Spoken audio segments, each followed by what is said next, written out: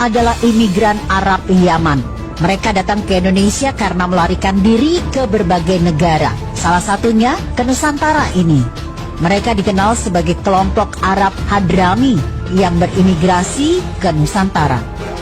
Mengutip artikel yang ditulis Markona yang disadur dari redaksi Indonesia.com, mereka merupakan kelompok miskin yang harus meninggalkan Arab karena ajaran dan tingkah laku mereka membahayakan politik pemerintah di masa itu, dengan selalu mengatasnamakan agama untuk mencapai tujuan mereka.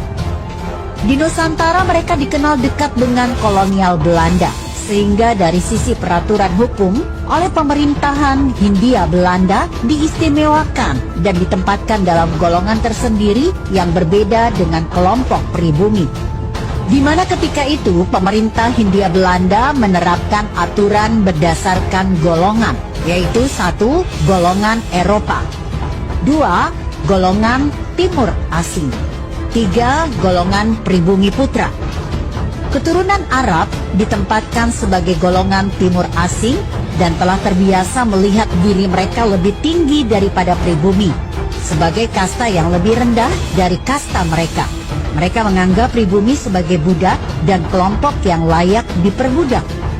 Untuk mempertegas keberadaan mereka sebagai kelompok yang berada di atas kelompok pribumi, Abdul Rahman Baswedan mendirikan Partai Arab Indonesia pada tahun 1934 yang merupakan partai identitas keturunan Arab sebagai pemilik kasta lebih tinggi dari pribumi itu sendiri.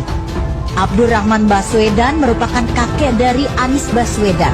Sejak tahun 1934 telah membentuk suatu kekuatan politik atas nama Arab, agar mereka yang berada di Indonesia diakui sebagai Arab Indonesia, bukan pribumi Indonesia, melainkan orang Arab yang tinggal di Indonesia, merupakan suatu politik identitas tanpa rasa nasionalisme. Kondisi tersebut masih tetap mereka pertahankan dengan pola berstruktur dan masif